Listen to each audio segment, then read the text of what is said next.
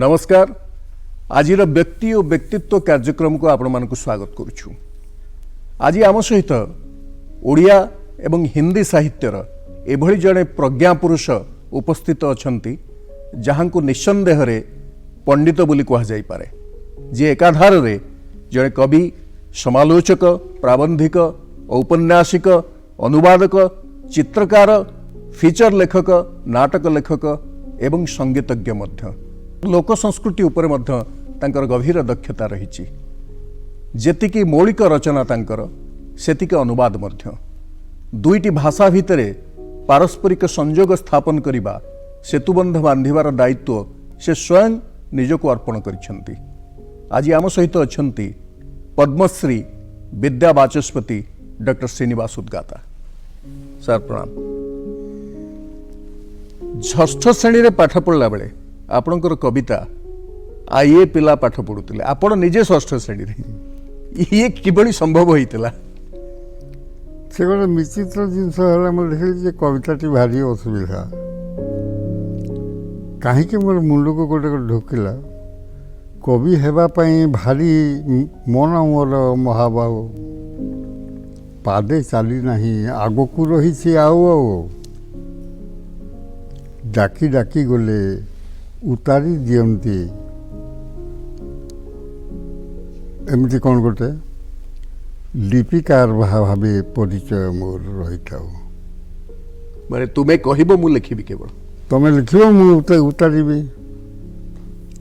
जेमती श्री गणेश गणेश जमती उतारी थिले। आज्ञा गणेश को व्यासदेव से गोटे कथा कहले, बापारे गोटे जिनस बुझिबू लिखिबू, खाली लिखिबुनी, खाली लिखिबुनी।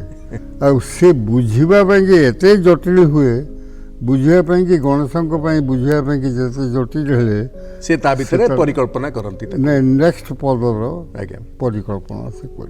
व्यासदेव तो महापंडित नारायणकर अन्य रूप ना।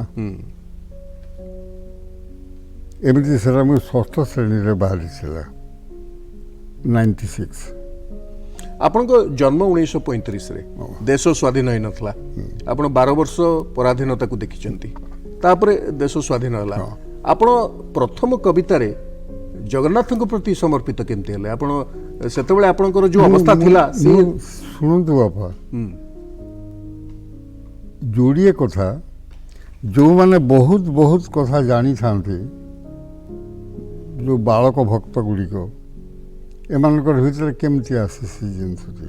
प्रहलादपुरी प्रभु गोटे कथा भावती जे ये गोटे भक्त, भक्ति जो कर ये गोटे नमूना, या पाखक आनिबा कथा से डाकी दियंती बापा, डोर बांधी दियंती। से कि काली जो आम जाइलु अरक्षित दासंकर, से गोटे अच्छे पर घर रे अछुरे बाया, निज घर को फेरी जीवु, हरबर ह ना, जेते बेले डाकिबा कथा से डाकी नब। एटा तो निज घर नु, एटा तो निज घर नुहे। प्रभु कौन करी थांती, तांकरी पारुषरे समर्थ लोक को रखी थांती। जगतर आवश्यकता हेले ताकू जा बापा से कामटी तुटे दिखे आसबू, एटा तो ड्यूटी। कामटी तुटी गला पर तो आम पाक पुणी फेरी जीवु, पुणी फेरी जीवु। तो से निज घरटी कहीं ऊपर रही प्रभुंकर पाद तले। तमने एठी अतिथि जणे से जिनसटा ओरिजिनली जो रामायण को आम जीवा सेते बेले एक्चुअली बुझी पारिबा, ताको एते क्लियर करी रामायण से कहई माँ कही यांको जय विजय को दुर्वासा तो रागिक जाछता कही पकेले, एमाने भो भो जेते चेष्टा कले पारले ने। माँ आसिक कहले तुम चिंता करो ना बापा, तुम्हें तुमर उद्धार पाई मु निजे जीवी। अब मु गले प्रभु निश्चय जीवे पछरे पछरे। उसे सीता है कि जन्म अजोनी संभूता से तो 1952 मसीहा ଆପଣ ଆପଣଙ୍କ ପିତାଙ୍କୁ ହରେଇଲେ ହଁ ପିତାଙ୍କ ପାଖରୁ ଦୁଇଟା କଥା ଆପଣ ଶିଖିଥିଲେ ସେ କହିଥିଲେ ଯାହା ଲେଖିବ ଅନ୍ୟ ଦ୍ୱାରା ସଂଶୋଧିତ ଅନ୍ୟ କରିବ ଦ୍ୱାରା ନାହିଁ ସଂଶୋଧନ କରିବୁ ନାହିଁ ଏବଂ କୌଣସି ଶବ୍ଦକୁ ନିଜେ ବୁଝିବାକୁ ଚେଷ୍ଟା କରିବ ଅନ୍ୟ କାହା ଦ୍ୱାରା ବୁଝିବନି ଡିକ୍ସନାରୀ ଯାକ ହଁ କାହିଁକିନା ଡିକ୍ସନାରୀ ଦେଖିଲେ ଥେସାରସ୍ ଭଳିଆ ତାର ସମଧର୍ମୀ ଶବ୍ଦ ଗୁଡ଼ିକ ଅନେକଟା ଆସିବ ଟ୍ରାଏ ଟୁ ଇଏ ଅନ୍ୟ କାହା ଦ୍ୱାରା ଯଦି ସଂଶୋଧନ କରେଇବୁ ତୋର ଆତ୍ମବିଶ୍ୱାସ ତୁଟିଯିବ କମିଯିବ ତାହା କରିବୁ ନାହିଁ ଏଭଳି କୌଣସି ପିତା କାହାରି କୌଣସି ପୁତ୍ରକୁ ଏଭଳି କହିନଥିବେ ଆପଣ ସେ ନିଜେ କହନ୍ତି ନାହିଁ ଭାଇ ଶବ୍ଦ ସାଗର ଶବ୍ଦ ଭାବ ସାଗର ସନ୍ତରଣ ପଟୁ କକେଇ ବୋଲି ଗୋବିନ୍ଦ ଭାଇନା ଯାହାକୁ ଆମେ ଏନସାଇକ୍ଲୋପିଡ଼ିଆ ଆଜ୍ଞା ନଲେଜ ଗୋବିନ୍ଦ ଉଦ୍ଗାତା ଗୋବିନ୍ଦ ଉଦ୍ଗାତା ସେ ସେଇଆ କହନ୍ତି କୋକେଇ ଏଇଆ ମୁଁ ତାଙ୍କରି ପ୍ରଡକ୍ଟ ବୁଢ଼ା ଆଗରେ ଇନ୍ ଏନି ଲାଙ୍ଗୁଏଜ 3 ଥର ରିସାଇଟ୍ କରିଗଲେ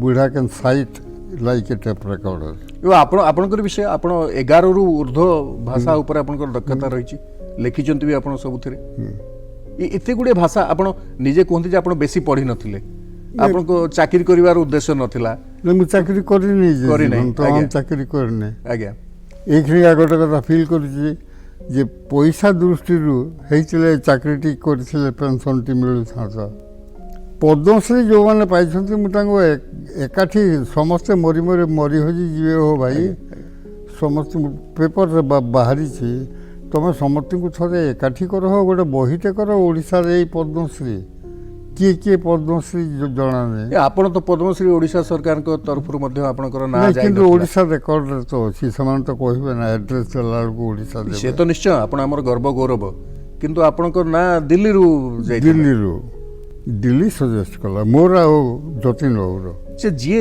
318ରୁ ଉର୍ଦ୍ଧ୍ୱ ପୁସ୍ତକର ରଚୟିତା କିନ୍ତୁ ଆପଣ ପଦ୍ମଶ୍ରୀ ପାଇଛନ୍ତି ସାରଳା ପୁରସ୍କାର ପାଇଛନ୍ତି ଭାରତ ଭାରତୀ ପାଇଛନ୍ତି କେନ୍ଦ୍ର ସାହିତ୍ୟ ଏକାଡେମୀ ପୁରସ୍କାର ପାଇଛନ୍ତି ଏବଂ ଅନ୍ୟ ବହୁ ପୁରସ୍କାର ପାଇଛନ୍ତି ଯୋଉଥିରେ ଲୋକମାନେ ଆପଣଙ୍କୁ ଗ୍ରହଣ କରିଛନ୍ତି ବିଦ୍ୟା ବାଚସ୍ପତି ଆଚାର୍ଯ୍ୟ ଆଜ୍ଞା, ବିଦ୍ୟାସାଗର ଆଜ୍ଞା, ପୁରସ୍କାର ଆଜ୍ଞା ହିନ୍ଦୀ ସେବୀ ସହସ୍ରାବ୍ଦୀ ସମ୍ମାନ ହିନ୍ଦୀ ସାହିତ୍ୟ ସଂସ୍ଥା ଆଚାର୍ଯ୍ୟ ବିଦ୍ୟାସାଗର ବିଦ୍ୟା ବାଚସ୍ପତି ଯୋଉଟା ଆପଣ ପ୍ରୟାଗ ସାହିତ୍ୟ ସଂସ୍ଥାନ ଆପଣଙ୍କୁ ଦେଇଥିଲା ହିନ୍ଦୀ ସାହିତ୍ୟ ସଂସ୍ଥାନ ବି ଆପଣ ପାଇଛନ୍ତି ଆପଣ ଓଡ଼ିଶା ସାହିତ୍ୟ ଏକାଡେମୀର ସଭାପତି ମଧ୍ୟ ରହିଛନ୍ତି ଆପଣ ତ ଅନେକ ଲୋକଙ୍କର ଅନୁବାଦ କରିଛନ୍ତି ଦୁଇ ପକ୍ଷରୁ କରିଛନ୍ତି ଆପଣ ଓଡ଼ିଆରୁ ହିନ୍ଦୀକୁ କରିଛନ୍ତି ହିନ୍ଦୀରୁ ଓଡ଼ିଆକୁ ବି କରିଛନ୍ତି ମୌଳିକ ରଚନା ସତ୍ତ୍ୱେ ଆପଣ ଅନୁବାଦ ଉପରେ କାହିଁକି ଗୁରୁତ୍ୱ ଆପଣ କୁହନ୍ତି ଯେ ଏହାଦ୍ୱାରା ଆପଣ ଗୋଟେ ମିତ୍ର ଗୋଷ୍ଠୀ ତିଆରି ନାଇଁ କରିଛନ୍ତି ଗୋଟେ ସମଗ୍ର ଜିନିଷ ଭାରତ ହେଉଛି ବର୍ଷରେ ଶୁଣନ୍ତୁ ଗୋଟେ ଜିନିଷ ହେଉଛି ମୋର ଲାଭ ବହୁତ ହେଇଛି କେମିତି କହୁଛି ମୁଁ ବହୁ ଲାବଣ୍ୟବତୀ ଭାଷାର ଦେଶ ଏ ଭାରତବର୍ଷ ଆଜ୍ଞା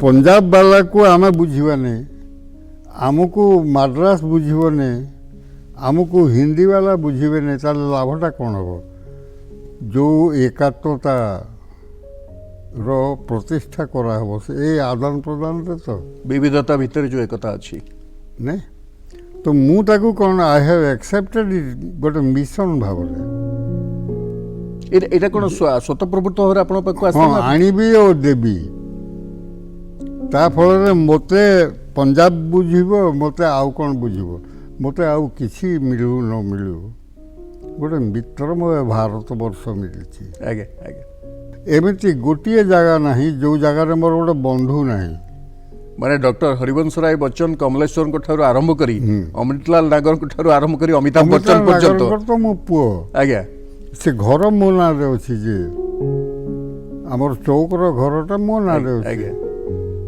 ଅଚଲା ମୋଠୁ ସାନ ଅଚଲା ନଗର, 39ରେ ଜନ୍ମ ହେଲା ମୋର 35ରେ ସେ ମଧ୍ୟ ଅନେକ ଚଳଚ୍ଚିତ୍ର ରଚନା କରିଛନ୍ତି ଲେଖିଛନ୍ତି ଏଇଟା ସେ ଯେଉଁ ହେମା ମାଲିନୀ ଅମିତାଭ ବଚ୍ଚନ ରୋଲ୍ କରିନାହାନ୍ତି ଆଜ୍ଞା ଆଜ୍ଞା ବାଗୱାନ ବାଗୱାନ ସେଟା ଯେଉଁଠି ହେଇଛି ସେଟା ଆମର ଇମ୍ଫାର ଗେଷ୍ଟ ହାଉସ୍ରେ ଆମର ଅଶୋକ ପଣ୍ଡା ଆଜ୍ଞା ଆର ବୁଢ଼ୀ ଯାଇକରି ପହଞ୍ଚିଲି ସେଠିକି ସେ କହିଲେ ଆରେ ଏମାନେ ଏଠି ରହୁଛନ୍ତି ମାନେ ଏମାନଙ୍କର ସମସ୍ତ ଚର୍ଚ୍ଚା କର 15 ଦିନ ଭିତରେ ଫିଲ୍ମ ସୁଟ୍ ତାର ଷ୍ଟୋରି ଆଉ ସ୍କ୍ରିପ୍ଟଟା ଅଚଳାର ସେ ବହୁତ ଭଲ ଭଲ ସିନେମା ଲେଖିଛନ୍ତି ଆପଣଙ୍କୁ ଆଉ ଗୋଟେ ପର୍ଯ୍ୟନ୍ତ ଆପଣ କଚେରୀରେ ପ୍ରଥମେ ଯାଇକରି ବିଭିନ୍ନ लॉ सुट लेखिया आरंभ कले एवं वकील माने तांको निज दायित्व आपनको अर्पण करदेले एइथरु जो लेखा आरंभ होइतिला आपण जानिथिले जे सेटा साहित्यर सोपान पर सोपान अतिक्रम करिवो एवं एभଳି गोटे स्तर को ଯଦୁ ବାବୁ ମନ୍ତ୍ରୀ आगे ଯାଇକିରି ମୋର ସେ ପଟିରେ ବସିଲେ ଯେ ଯଦୁନାଥ ଦାସ ମହାପାତ୍ର ମହାପାତ୍ର आगे ସେ କଲିକତାର ବନ୍ଧୁ ସେ ଗୋଟେ ଅସୀମ ବସୁ ଏମାନେ କଲିକତାରେ ଥିଲେ ତ। आगे आगे ए कलिकता को आपण स्मरण करथिले କଲିକତାରେ ମୁଁ 2 ବର୍ଷ ଥିଲି ଯେ ये जो विभिन्न भाषा आपण जानिले एई जरिया रे आपण जानिले ହଁ जे तथापि ताकू गोटे भाषा ऊपर नियंत्रण ଗୋଟେ आसीबा ଜିନିଷ ହଉଛି ସେ हिंदी वाला तो बता थोड़ी हिंदी के बुजुर्ग तो आप ही हैं और कौन है पटना रे मु पुस्तक मेला तक इनागुरेट कली लोक उत्सव वैशाली मु एक साल बाद बोली खटे बही ताकू वातायन पब्लिकेशन करी सेटाकू इनागुरेट करिया पे कि मु गली उषा किरण खान आ मु एका सागरे आमे इनागुरेट सुरजीत आसीबार सला आसला ने तार कौन देह खराब है बम्बे रहीगला आसलाने आम इनागुरेट कल आपण सब कहते जे इष्टंकर जदि नथिबो आशीर्वाद ताले किछि हेई परिबो नै किछि। एवं इष्टंकर कृतदास प्रत्येक मनुष्य तेणु सी जहाँ निर्देश दियंती से अनुसार रचना आसे से अनुसार शब्द आसे लेखा आपण एबे भी भाबन जे आपण सृष्टि 318 खंड जे पुस्तक रचना करछन से सृष्टि रे सब होची से मु एखनी का मैग्नीफाइंग ग्लास देखले जे कि आगे आगे अक्षर जूम करी करी फ्रॉम मेमोरी टाइप करूची फ्रॉम मेमोरी से जो करूची मु सब बळे गोटे जिंस कहि जे I am not writing I am taking a dictation from Shyam Sakha से मत डाकी दो श्याम सखा प्रभु को जगन्नाथ को मु शाम सखा कहे ଆଉ ସେ ବିଚିତ୍ର ଜିନିଷ ମାନେ ସେ ଷ୍ଟୋରିର ବେଳ ନୁହେଁ ଅସଂଖ୍ୟ ଷ୍ଟୋରି ବାହାରିଛି ନବଲିପିରେ ବାହାରିଛି ମାନସୋତ୍ତର ପୁସ୍ତକ ଗୋଟେ ବି ହେଇଛି ଆପଣଙ୍କର ଇଏ ଭାବରେ ଅନେକ ଜିନିଷ ବାହାରିଛି ସେ ପ୍ରଭୁର କୃପା ବିନା ଅନେକ ସମୟରେ ଆପଣ ପ୍ରତ୍ୟକ୍ଷ କରିଛନ୍ତି ଈଶ୍ୱରଙ୍କୁ ଅନେକ ସମୟରେ ଆପଣ ଗୋଟେ କଥା କହିଛନ୍ତି ବାରମ୍ବାର ଯେ ମିଛ କହିବ ନାହିଁ ଏବଂ ଅନ୍ୟ ପ୍ରତି ଅନୁରାଗ ରଖିବ ତାହେଲେ ଆପଣ ଈଶ୍ୱରଙ୍କୁ ପ୍ରତ୍ୟକ୍ଷ କରିପାରିବେ ये कथारे गोटे मजा हला राजेंद्र महांती आज्ञा तांकर तंत्र शिरोमणि श्री जगन्नाथ बईटा को हिंदी रे अनुवाद करबी आमे गलु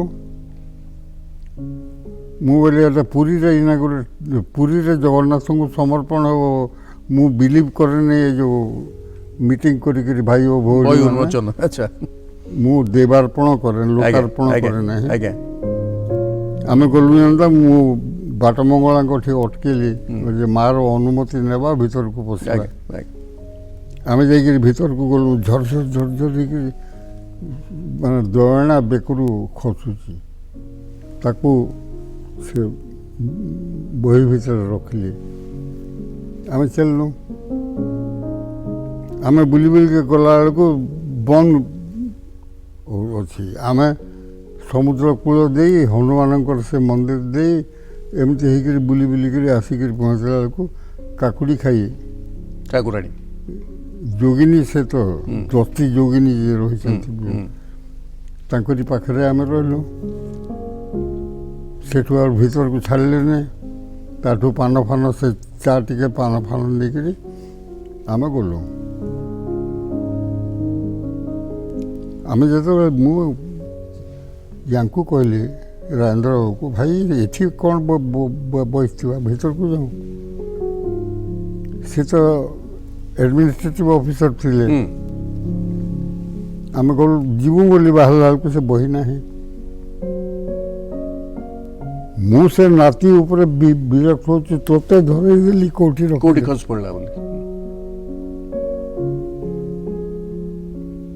एमती है बेलू मत राजेंद्र कहते आज्ञा आउ दिखंड बही मोर पाखे अच्छी आप चिंता करूँ बोले आउ दिखंड कहीं आउ 25 खंड बही था पाखे प्रथम माँ जो देला दयना माँ जो परमिशन देला एलाउ करता कौटू पाइबे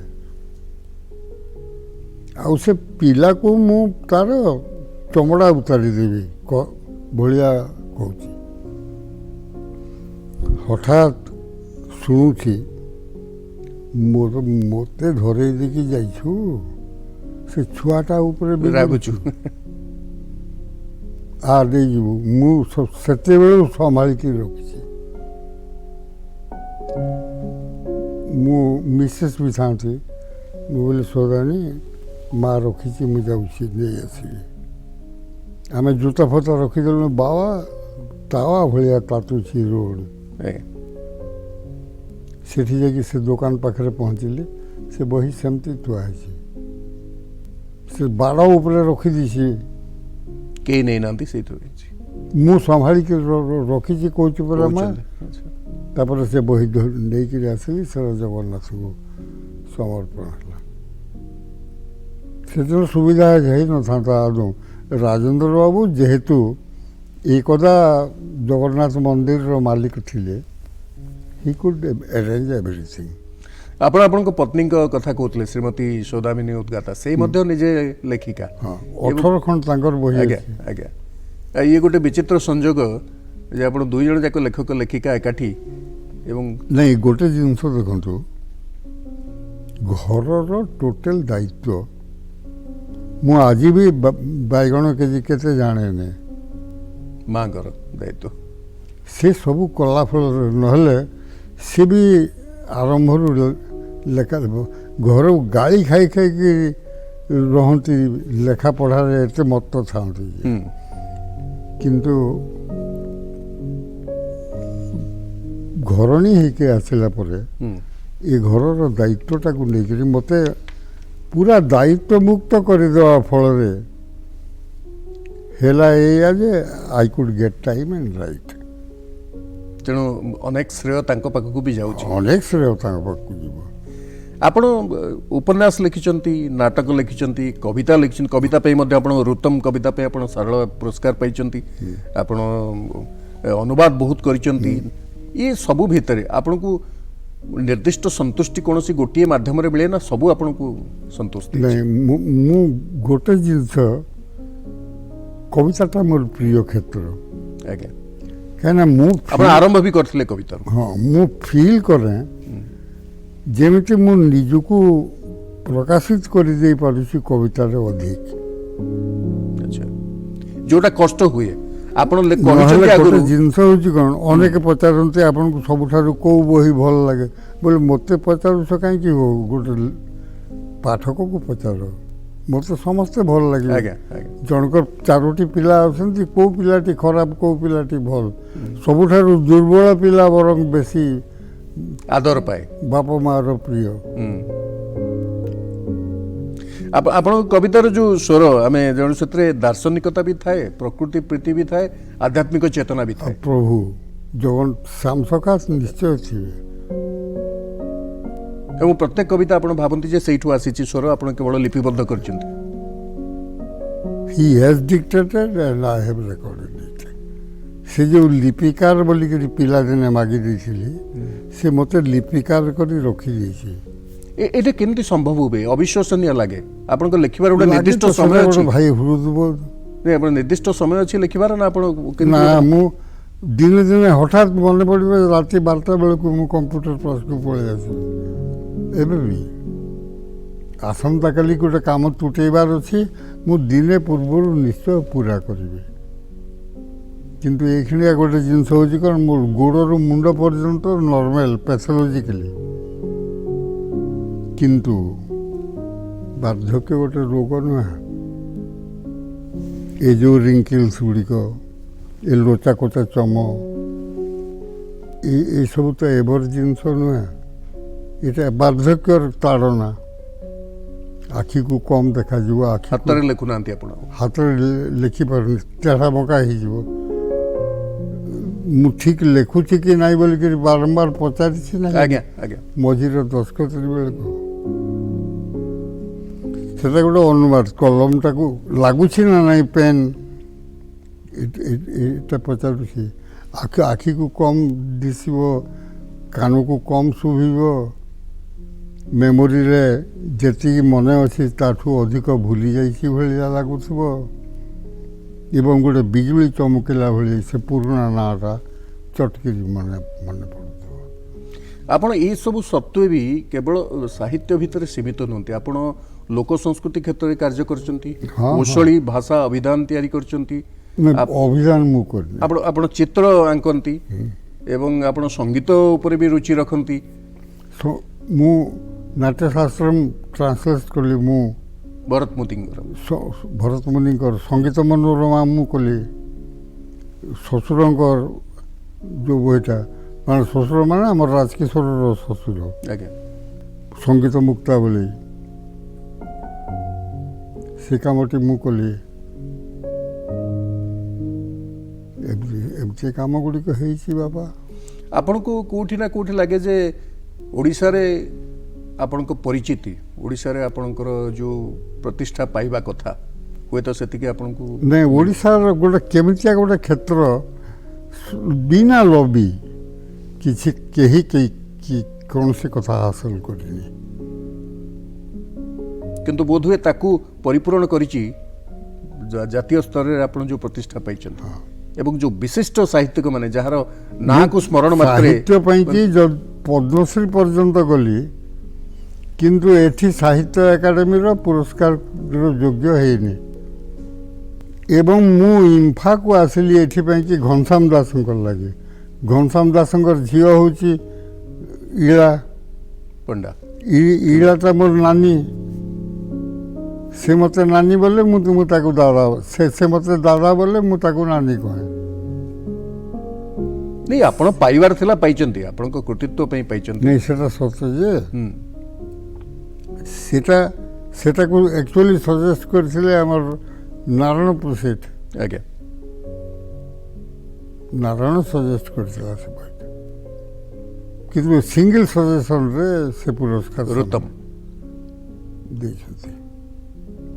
ସେଟା ପୁଣି ସେ ଯେଉଁ ଗ୍ରୁପଟା ଥିଲେ ଅର୍ଦ୍ଧେକ ଭକ୍ଷଣ କରି, କାହିଁକିନା ଉତ୍ତମ ପ୍ରଧାନର ତ ନଥିଲା, ପଇସାର ଅଭାବ ନଥିଲା ତ, ମାନେ ହି ହେଡ୍ ଆର୍ନଡ କ୍ରୋର୍ସ। ତ ସରକାରୀ ଚାକିରିରେ ଥିଲେ, ତାଙ୍କର ସୁବିଧା ଥିଲା। ତ ସେ ଆକ୍ଚୁଆଲି ମାନେ ହି ପରଚେଜ ଦି ପ୍ରାଇଜ୍। ଆପଣ ସବୁବେଳେ କହିଛନ୍ତି ଯେ ଅତୀତର ସୃଜନାତ୍ମକତା ଉପରେ ସମକାଳୀନ ସତ୍ୱର ଅନ୍ୱେଷା ହେଉଛି ସାହିତ୍ୟ। ସାହିତ୍ୟ ତେଣୁ ଅତୀତରୁ ବିଚ୍ଛିନ୍ନ ହେଇକରି ସାହିତ୍ୟ କେବେ ହେଇପାରିବ ନାହିଁ ଏବଂ ଆପଣ ସେଇଥିପାଇଁ ଅଧ୍ୟୟନ ପଠନକୁ ବେଶୀ ଗୁରୁତ୍ୱ ଦିଅନ୍ତି। ଆପଣଙ୍କ ଜୀବନରେ ଆପଣ କେତେ ବହି ପଢ଼ିଥିବେ? ଗୋଟେ ଜିନିଷ ବୁଝିପାରିବେ, ଆଜ୍ଞା, ଯୋଉଟାକୁ ଛାୟାବାଦ ବୋଲି ଏମାନେ କହନ୍ତି,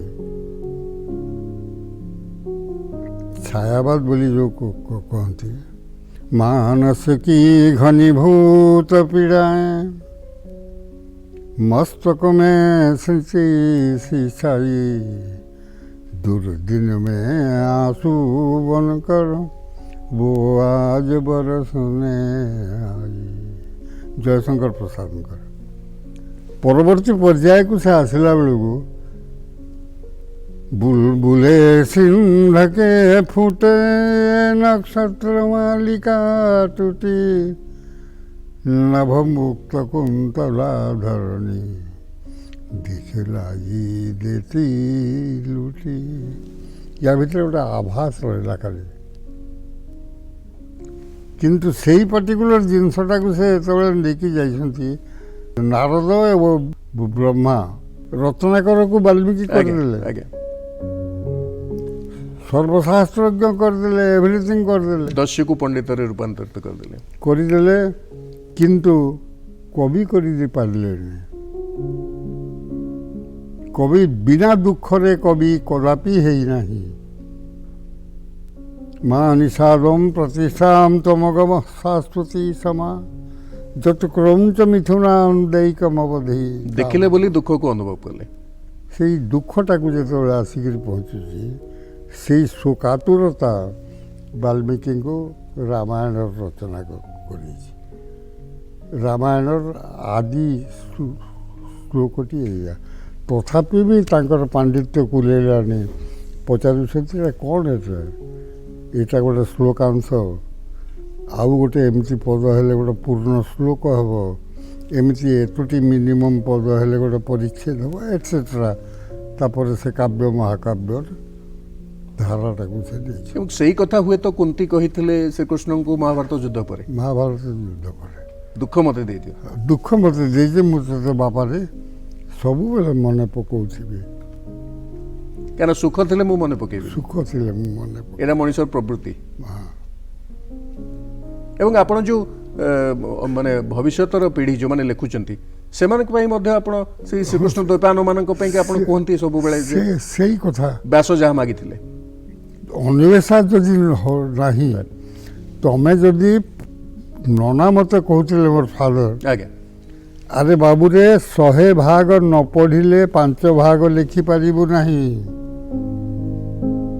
ତେଣୁକରି ଅଧ୍ୟୟନଟା ହେଉଛି ବଡ଼ ଜିନିଷ। ଏବଂ ସାହିତ୍ୟର ଶତ୍ରୁ ଅସାହିତ୍ୟ ନୁହେଁ, ସାହିତ୍ୟର ଶତ୍ରୁ ହେଉଛି ଆଳସ୍ୟ। ଠିକ୍ ଅଛି, ହଁ ଏଇଟା କାଲି ଲେଖିବା, ନାଇଁ ହେବନି। ଆପଣ କହିଛନ୍ତି ଏଇଟା ବିଳାସ ନୁହେଁ, ଗୋଟେ ତପସ୍ୟା ବୋଲି। ସାହିତ୍ୟ ମୋଟେ ବିଳାସ ନୁହେଁ, ଗୋଟେ ତପସ୍ୟା। ଏବଂ ପ୍ରାପ୍ତିର ବି ଆଶା ନଥାଏ, ନା। ଏଟା ପାଇବି ବୋଲି ଲେଖି ନା, ପାଇବି ବୋଲି ଲେଖିଲେ ତ ମେକାନିକାଲ ହେଇଯିବ ବାବା। ଆଜ୍ଞା, ଏଇ ଅଧ୍ୟୟନ ଥିଲା ବୋଲି ଆପଣ ଦିନେ ଡକ୍ଟର ହରିବଂଶ ରାୟ ବଚ୍ଚନଙ୍କୁ ସମ୍ମୋହିତ କରିପାରିଥିଲେ, ଯାହାକୁ ଅନ୍ୟମାନେ ପଢ଼ନ୍ତି, ଆପଣ ସେଇଟା ମୁଁ ପଢ଼ୁନଥିଲେ। ଘରକୁ ଯେତେବେଳେ ଯାଇକି ପଚାରିଲି, ବୀର ରାଜା ମୋର ସାଙ୍ଗରେ ଥିଲା। ଆଜ୍ଞା, ଯୋଡ଼ିଏ ବାଟ ଅଛି, मेरी जिज्ञासा है उनका समाधान। वीर राजा गोटे बही है। वीर राजा हरिवंश राय बच्चन स्टूडेंट इलाहाबाद यूनिवर्सिटी ये इंग्लिश वाला तो वीर वीर हूँ लखनऊ मत बोला दादा तुमसे भेंट हो गई, बढ़िया होगा एक साथ चलते हैं वहाँ। जलसार जोड़िए गेट, अमिताभ बच्चन का घर। ये वीर पचारू पचारू बुढ़ा को पचारा ये जोड़िए गेट अपन कहीं कहीं ये तो ना हो कि अमिताभ की ख्याति से आप दब जाएं। बुढ़ा किसी कहला नहीं, खाली हसी देला। डॉक्टर हरिवंश राय बच्चन किसी बेल गला पर अरे अब क्या करते हो वीर से जानी तथापि मुझे टर्किली बुढ़ा एटा कौन गोटे कर ना जी लखनऊ में हूँ। लखनऊ में करते क्या हो पूछा मैंने। पहले लखनऊ यूनिवर्सिटी में अंग्रेजी पढ़ाते हो? अंग्रेजी में नाटक है, ये मैकबेथ ओथेलो तीन टा मार्चेंट ऑफ वेनिस तीन ड्रामा शेक्सपियर का बुढ़ा कर। हाँ जी है, एक नाम बताओ ओथेलो। वो लिखा किसने है ओथेलो? बोले शेक्सपियर। ओहो शेक्सपियर ने लिखा है, ठीक है ठीक है। ओथेलो का रोल किसने किया था? नाटक है माने कहीं मंचस्थ हुआ होगा, पहला रोल कौन किया? तो किसी ने एक्टिंग किया होगा। सी केमती जानिबो? देखो वीर, अमिताभ वही है। अमिताभ को भूल जाएंगे लोग, हरिवंश राय बच्चन को भूलेंगे नहीं। जे लिखी ताको भूलिबेनी, स्रष्टा को भूलिबेनी, ताको कहीं भूलिबेनी। एवं आपण मधुशालार जो पंक्तिटी शुणैथिले ताको सुनी कि से आपनको अनुवाद हाँ, करने पे बुढ़ा मत बोला तुम सही समझते हो। बहुतों के सर चढ़कर उतर गई हाला, बहुतों के हाथ छलक छलक रीता प्याला, पर बढ़ती तासीर सुरा की और पुरानी होकर भी और नसीली मधुशाला। बुढ़ाकर समस्त सेवा आदि दायित्व जया भादुड़ी बुढ़ी सांगे सांगे थी सब कर। 2002 मसीह आपण जीवन में गोटे परिवर्तन आसला अचानक। आपण गेरुआ धारण कले, आपण बोध हुए रुद्राक्ष आगुरी पकाउले कि नहीं, 2002 ଆଜ୍ଞା ଏ ଯେଉଁ ପ୍ରଥମ ମାଳିଟି ହୁଁ ଏ ପ୍ରଥମ ମାଳିଟି ହେଉଛି ଆମର କଲ୍ୟାଣ ବାବାଙ୍କର ଅମରକଣ୍ଟକ। ଆପଣ ଶୁଣଉଥିଲେ ଇନ୍ଦ୍ରପ୍ରସ୍ଥର ସୌନ୍ଦର୍ଯ୍ୟ ବର୍ଣ୍ଣନା ଏବଂ ସେ ଖୁସିରେ ଆପଣଙ୍କୁ ଦେଇଥିଲେ ତାପରେ ଆପଣଙ୍କର ସେ ମୋର ଏମିତି କଲେ ହୁଁ ଆଉ ମୋତେ ବୋଲେ ଦେଖ ସ୍ୱାମୀ ଆ ସେ ଗୈରିକି ହିଁ ଧାରଣ କରନା ବୋଲିକି 2002ରୁ ସେ ନିର୍ଦ୍ଦେଶକୁ ଆପଣ କାହିଁକି ପାଳିଲେ କିଛି ଥିଲା ମନ ଭିତରେ ଗୋଟେ ଭାଇ ସେ ନିର୍ଦ୍ଦେଶ ଦେବା ଲୋକ କ'ଣ କାହିଁକି ଡିସାଇଡ୍ କରେ ଯେ ମୋ ଭଳିଆ ଗୋଟେ ଅକିଞ୍ଚନ କେମିତି ଜାଣିବ ବାପା। ଅର୍ଜୁନଙ୍କୁ ଯେତେବେଳେ ସେ କହୁଛନ୍ତି ମୋର ହାତରେ କ'ଣ ହେବ ଇଏ କ'ଣ ଆରେ ଯଥା ନିଯୁକ୍ତ ଶେଷକୁ ବିଚରା ପାଗଳ ହେଇଗଲା ଯଥା ନିଯୁକ୍ତସ୍ମି ତଥା କରୁନି ତୁ ଯାହା ମୋତେ ନିର୍ଦ୍ଦେଶ କହିବୁ ଦଉ। ମୁଁ ତାହା କରିବି। ନାଇଁ ଆପଣଙ୍କ ଭଳି ଗୋଟେ ପ୍ରଜ୍ଞାବାନ ପୁରୁଷ କିଛି ପରିବର୍ତ୍ତନ ଅନୁଭବ କଲା ଏଇ ଯୋଉ ଆପଣ ପିନ୍ଧିଲେ ହଁ ହଁ ହଁ ନିଶ୍ଚିତ ଆଧ୍ୟାତ୍ମିକ ଦୃଷ୍ଟିରୁ ସତ୍ୟ ଦୃଷ୍ଟିରୁ ଗୋଟେ ଜିନିଷ ଆସିଲା ଯେ ପ୍ରଭୁର ପରିକଳ୍ପନା ଜଗତକୁ ଦେଖିଲେ ଗୋଟେ ନର୍କକୁ ଦେଖିବେନି ଗୋଟେ ଅମୃତକୁ ଦେଖିବେ। ମୃତ୍ୟୁର ମା ଅମୃତମ ଗମୟ ବୋଲି ପ୍ରାର୍ଥନା କରୁଛନ୍ତି ଆଜ୍ଞା ଅସତୁ ମାଂ ଅସତ ମାମ୍ ସଦ୍ଗମୟ ଏଟା ତ ଆମେ ପ୍ରାର୍ଥନା କରୁଛୁ ବରାବର ଏ ଉପଲବ୍ଧିଟି ଆସେ ତାପରେ ଯାହା ମିଳିବା କଥା ଏଟା ରାସ୍ତାରେ ପଡ଼ିନଥିବ ତାକୁ ଗୋଟେ ଅନ୍ୱେଷା ସାଧନା ଏଇଟା କରିକିରି କବିତା ବହିଟେ ଛାପିଗଲେ ଏଟା ଗୋଟେ ବିଳାସୀ ଭଳିଆ ଖୁସି ହେଇଯିବ ମୋଟେ ନୁହେଁ। ସେଠି ଯଦି ଷ୍ଟପ୍ ସନ୍ତୋଷ ହେଇଯାନ୍ତା ଗୋଟେ ଫୁଲ୍ ଷ୍ଟପ୍ ପଡ଼ିଯାନ୍ତା ତାହେଲେ ତୁ ତ ଆଗକୁ ଲେଖନ୍ତୁ ନାହିଁ। ସେମିତି ଅସଂଖ୍ୟ କବି ଓଡ଼ିଶାରେ ନାହାନ୍ତି ଯେଉଁମାନେ ବର୍ଷେ 2 ବର୍ଷ କବିତା ଲେଖିକିରି କୁଆଡ଼େ ଗଲେ ଯେ ପତା ନାହିଁ। କେବଳ ଆଧ୍ୟାତ୍ମିକତା ନା ମାଟି ମନସ୍କତା ବି ଆବଶ୍ୟକ ମାଟି ମନ ଭୂମି ଓ ଭୂମା ପରା ଭୂମି ଓ ମାଟିରୁ ଆକାଶ ଭୂମାକୁ ପର୍ଯ୍ୟନ୍ତ। ଯେଉଁମାନେ ପ୍ରେମ କରିନାହାନ୍ତି ସେମାନେ କାହାକୁ ଗୋଟେ ବ୍ୟକ୍ତି ଭାବରେ କୌଣସି ବିପରୀତକୁ ବି ପ୍ରେମ କରିପାରିବେ ନାହିଁ।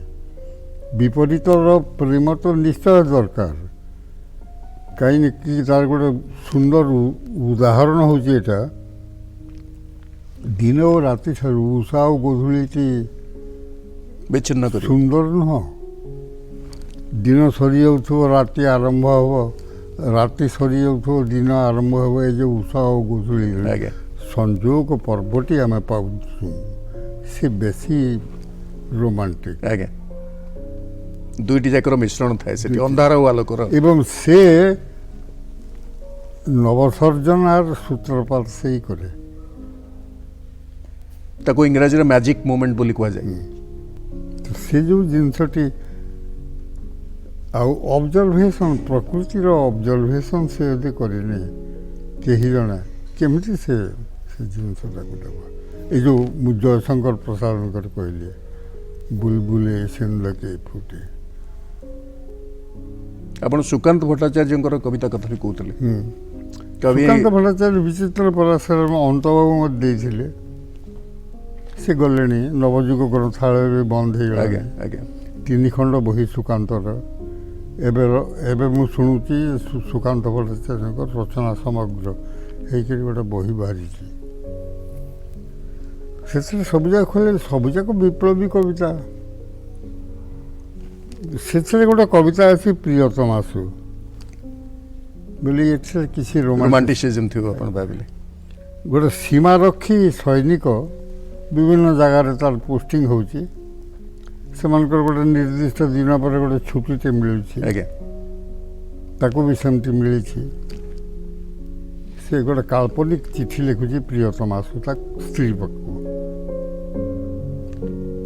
পরের জন্য যুদ্ধ করেছি অনেক এবার যুদ্ধ কিন্তু তোমার আর আমার জন্য যদি প্রশ্ন করো তো যুদ্ধ করে পেলাম কি উত্তর তার টিউনিসিয়া থেকে পেয়েছি জয় ফ্রান্স থেকে পেলাম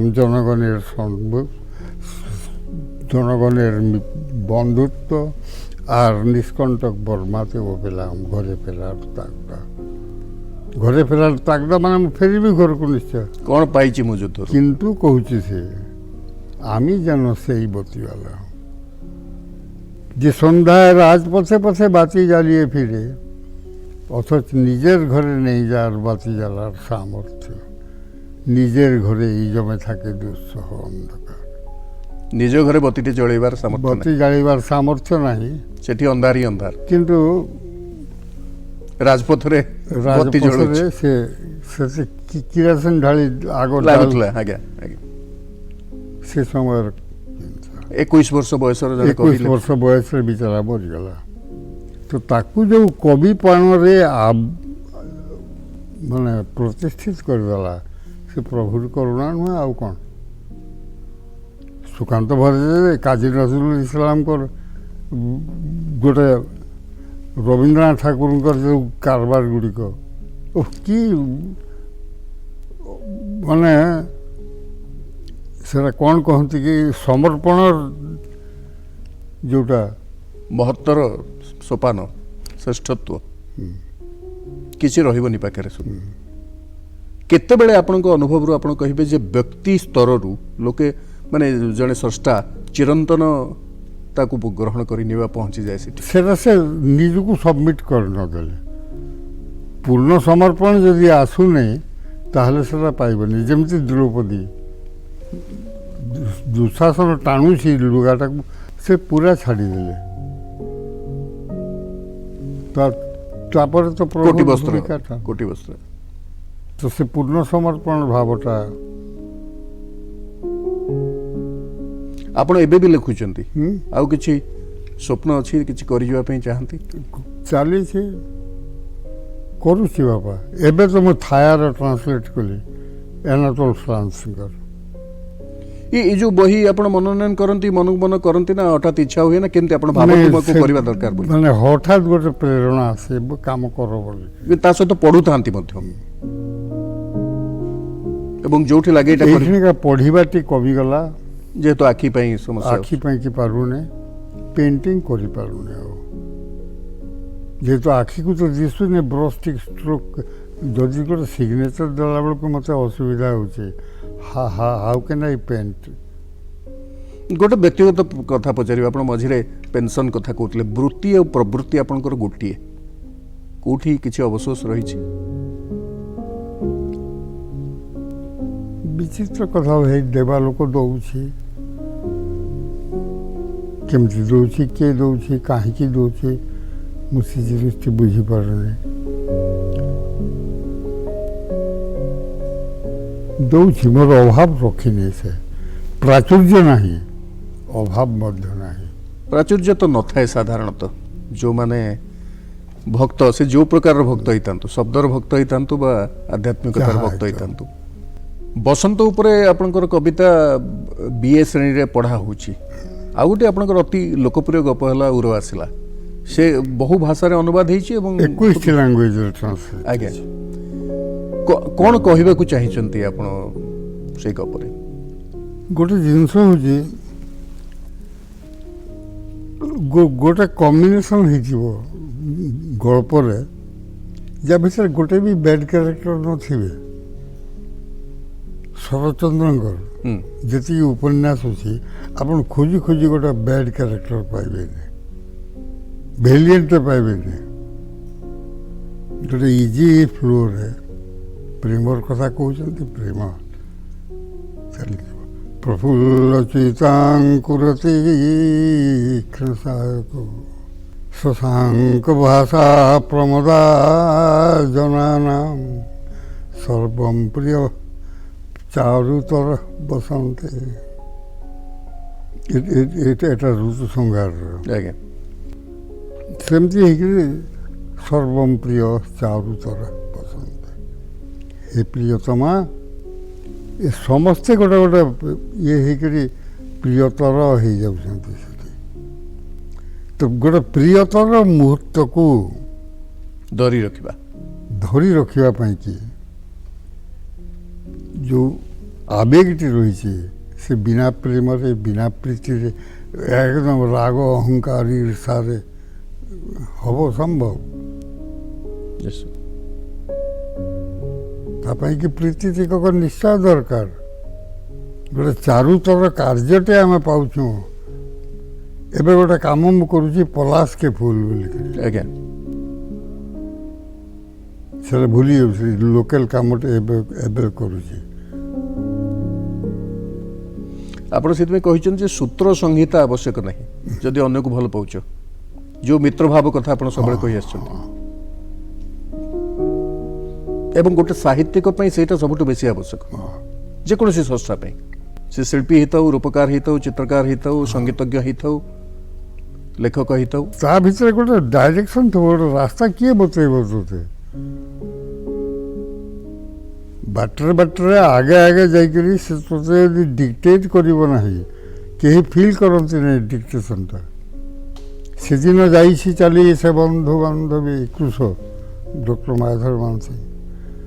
ସେଦିନ ଯାଇଛି ଚାଲି ସେ ବନ୍ଧୁ ବାନ୍ଧବୀ, ଜନ୍ମାନ୍ତର ଦେଲ ଜାହ୍ନେ ଏକଇ ଜୀବନେ।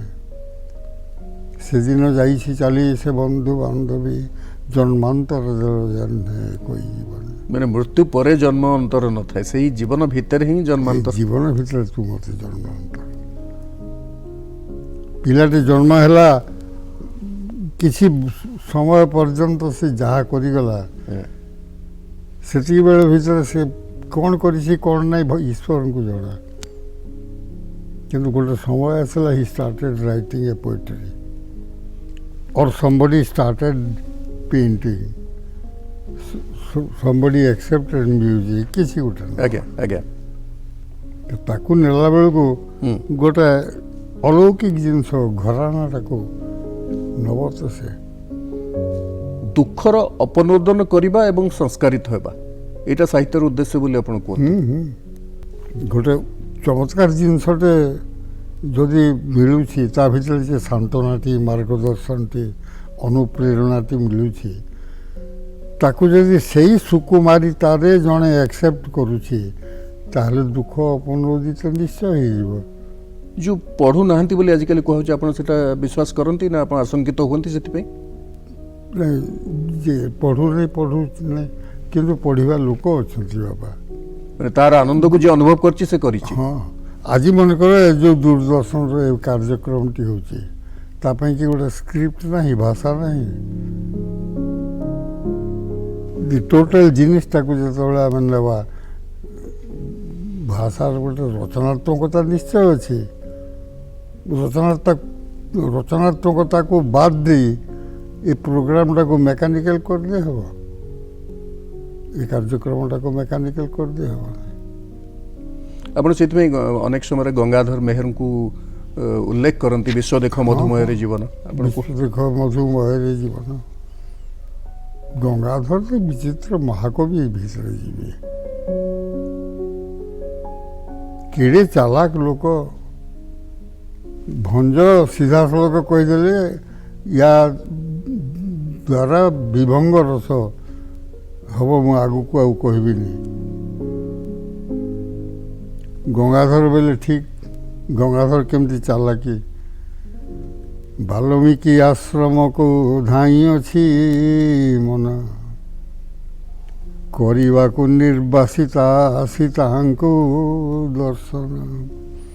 କିପରି ସେ କଲେ ଜୀର୍ଣ୍ଣ ହୃଦୟ ଶିବନ। ସେ ଆକ୍ସେପ୍ଟ କରିଗଲେ ସବୁକୁ, କିନ୍ତୁ ମୋର ମନଟା ହେଉଛି କ'ଣ, ବାଲ୍ମୀକି ଆଶ୍ରମକୁ ଯାଆନ୍ତି, ସେଠି ମାଆକୁ ଦେଖନ୍ତି, ଅନ୍ତତଃ ଏଇଟା ଜାଣନ୍ତି ଯେ ଇଏ ଯେ ନିର୍ବାସନ ଦଣ୍ଡଟାକୁ ସେ ଦେଲେ, ସେ ଜୀର୍ଣ୍ଣ ହୃଦୟଟାକୁ କେମିତି ସେ ସହିଲେ। ଏମିତି କରିକି ସେ ଓଲଟା କହିଦେଲେ ନା। ତପସ୍ୱିନୀର କାମ କଲାବେଳକୁ ରାମଚନ୍ଦ୍ରଙ୍କୁ ଫିଜିକାଲି ତପସ୍ୱିନୀ କାବ୍ୟରେ ଆଣିନାହାନ୍ତି, ଫ୍ଲାସବ୍ୟାକ୍ରେ ଆଣିଛନ୍ତି ତୃତୀୟ ସର୍ଗରେ। ପାପ ପୁଣ୍ୟର ପରିଭାଷାକୁ ନେଇ ଆପଣ କୁହନ୍ତି ଯେ ପରୋପକାରାୟ ସ୍ୱର୍ଗାୟ। ଚିତ୍ରଲେଖା ବହିଟା ଆଜ୍ଞା, ଯାହାକୁ ଆପଣ ଅନୁବାଦ କରିଛନ୍ତି। ମଣିଷ କରେ ନାହିଁ, ମଣିଷ ପରିସ୍ଥିତିର ଦାସ, ଯାହା ତାକୁ କରିବାକୁ ପଡ଼େ ତାହା କରେ। ସେ से जो बाध्यता टिकक अच्छी ता भीतर तू ताको पापी बोली कह पुण्यवंत बोली कह कौन कहूँ कह କିନ୍ତୁ ପରିସ୍ଥିତି ତିଆରି କରିଦିଏ परिस्थिति ताको तैयारी कर ନହେଲେ କେହି ପାପୀ ନୁହଁ ବା କେହି ପୁଣ୍ୟବାନ ନୁହଁ କିନ୍ତୁ ଜଣେ ସଚେତନ ଭାବରେ ପୁଣ୍ୟବାନ ହେଇପାରିବ हाँ ଯଦି ପରପୀଡ଼ନ କରୁନାହିଁ परपीड़न से करिब सेई कथा आम आगुरी कथा हो ये बेलू जे जो मनीष जदि ये मोर भाई ये मोर शत्रु नुहे ये मोर मित्र ये मोर स्नेहास्पद ये मोर सोदर एटसेट्रा जो चिंता करे ताहले आमर विश्वर समस्त कथा समाधान जी कौनटा हम भाई चीन रे ए खंडक पाईगले तू कौनटा अधिका करी पकेबो ए विश्वटा को कहीं काटी पकौछ ଏବଂ ତୁମ ଜୀବନ ଯେତେବେଳେ ସୀମିତ ए पृथ्वीटा को कहीं काटी पकौछ ଆଜି ଯେତେବେଳେ ଆମେ ଆପଣଙ୍କ ସହିତ ଆଲୋଚନା କରୁଛୁ ଆମେ ଗୋଟେ ଦୀର୍ଘ ଇତିହାସକୁ ଦେଖିପାରୁଛୁ ମାନେ 80 ବର୍ଷର କହିବାକୁ ଗଲେ ଅନେକ ଅନୁଭୂତି ଆପଣଙ୍କର ଥିବ ଯେତେବେଳେ ନୂଆ ଆପଣ ଦେଖୁଛନ୍ତି ସ୍ରଷ୍ଟାମାନଙ୍କୁ ଆପଣ संभावना देखुचंती ना कोठी आशंकित होचंती संभावना निश्चित अच्छी बाबा किंतु दुर्भाग्य पढ़ू ना नना जो मत बारंबार कही जे भाई ए बाबूरे 100 भाग न पढ़िले 5 भाग लिखि पारिबु नाही ए माने पढ़ू ना आपण सबु पढ़ंती हाँ मोर library it consist of more than 30,000 books आपण कहजे जे आपणकर पढ़ाघर बैठकघर शयन कक्ष सब गोटिए सी हूँ आपणकर माने चेतनार भूमि बा तपस्यार भूमि आपण जहाँ कहि परिबे एवं सेठी भर्ती होकर पुस्तक रही ये से एखिका से कौन है घर अव्यवस्था बास्ता कथा है से पशुपट आमर भांगी जाफल जोटा once upon a time it was a bedroom से ट्रांसफर हो नाना कथा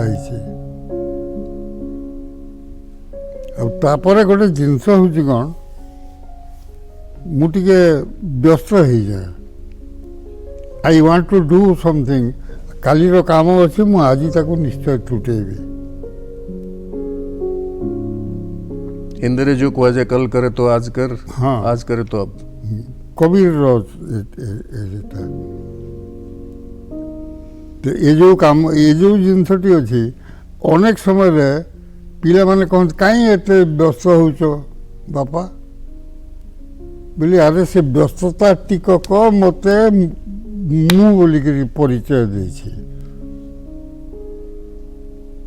स्वतंत्र करिछि ताहा जदि करि न थांते मो 318 खंड बही लिखि न थांते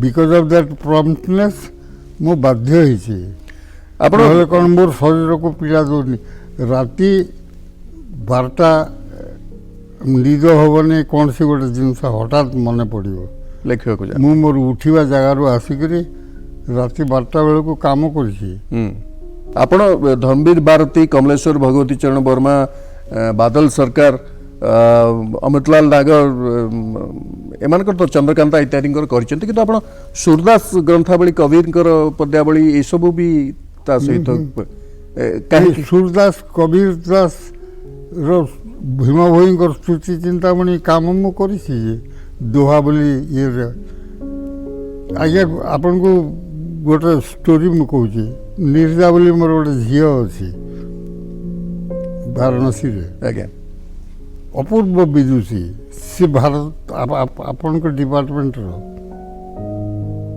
भारत भारती मालिकाणी से मानिकपुर बर्तमान अच्छी वाराणसी मतलब बोला पापा फिर और क्या प्रोग्राम है बोले माँ एक बार 80 हुआ थे 80 घाट 80 घाट में एक तो संस्कृत विद्यालय है, दूसरा वो धर्मशाला है, तीसरा कबीर टीला है, कबीर गरुड़ा आश्रम जाएगा। कबीर टीला देखने की इच्छा है। हमें बोलूँ से बोला आपके पापा तो नहीं है, मैं गाड़ी लेकर जाऊंगी। हमें 2 जन तक माँ पुआ ବାପ ଝିଅ ହେଇକରି ଆସିଲୁ। 80 ସେ ଭିତରକୁ ତ ଗାଡ଼ି ଆଲାଉ କରିବେନି, ବାହାରେ ରଖିଲେ ଗାଡ଼ି। ଆମେ 2 ଜଣ ଯାକ ଗଲୁ। ଗୋଟେ ବଉଳ ଗଛ ଅଛି, ବେଦୀଟେ ଅଛି। କେତେବେଳେ ସେଠି ଗଲେ କବିଟି ଲାଗୁ ହନୁମାନ କରିବେ। ଆଖି ବନ୍ଦ କରିଛନ୍ତି। ରୁଦ୍ରାକ୍ଷ ଆଉ ପୁଷ୍କରର ମାଳ ଜଟା ହେଇଗଲାଣି। ଚକା ପକେଇକରି ବସିଛନ୍ତି ପଦ୍ମାସନରେ। ତ ଆଗେ ସାଧୁ, ସେ ଆଖି ସେମିତି ଅଛି। ମୁଁ କହିଲି କ'ଣ? କିଏ କହୁଛି? ସେ ଜଣେ ବସିଛନ୍ତି ସାଧୁ। ତ ଆଗେ ସାଧୁ, ମୁଁ କ'ଣ ବୋଲିକିରି କହିବି? अरे कबीर पर बहुत काम किया है भाई, अब एक काम करो, दोहा पर काम करो। कहना नहीं, वो साधु ने कहा है। और जानते हो तुम्हारी उम्र क्या है? बोली बाबा क्या बात करते हो? से आखि सेमती अच्छे। बोली ये अंध की डिटेल देखुंट। बोली बाबा जीवन जन्म मृत्यु संपर्क it is impossible, one can not से। हम जानते हैं, हम बताएं, तुम्हारी उम्र 108 साल की है।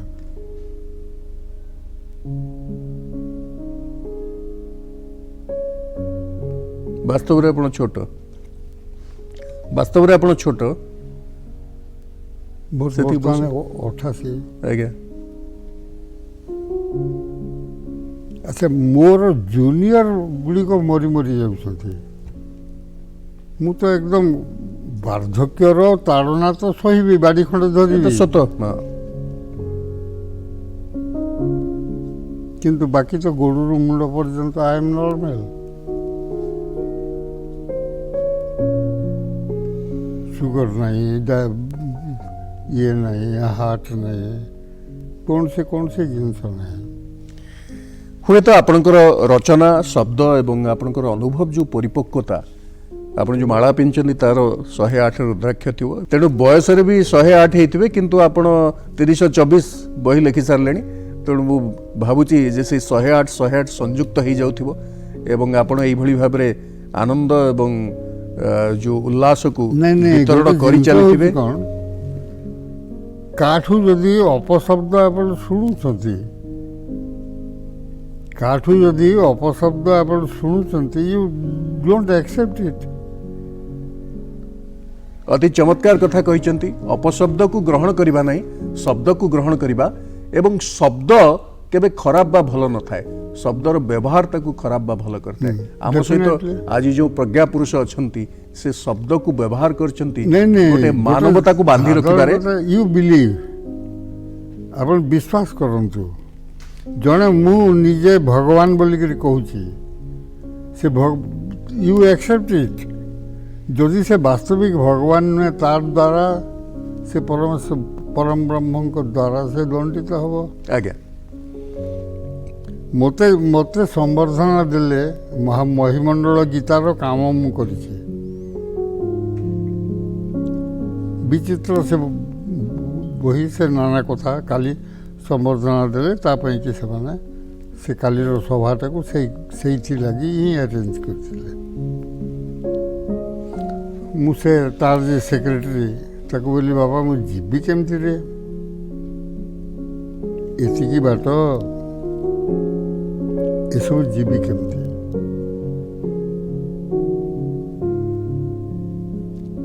ତ ଅରକ୍ଷ ରକ୍ଷକ ଅରକ୍ଷିତ ଦାସ, ତ ମହିମଣ୍ଡଳ ଗୀତାର ତ କାମ କରିଛି ମୁଁ। ସାମାନ୍ୟ ଟିକେ ନିଦ ଲାଗୁଛି, ମୁଁ ସାଙ୍ଗରେ ଯିବି।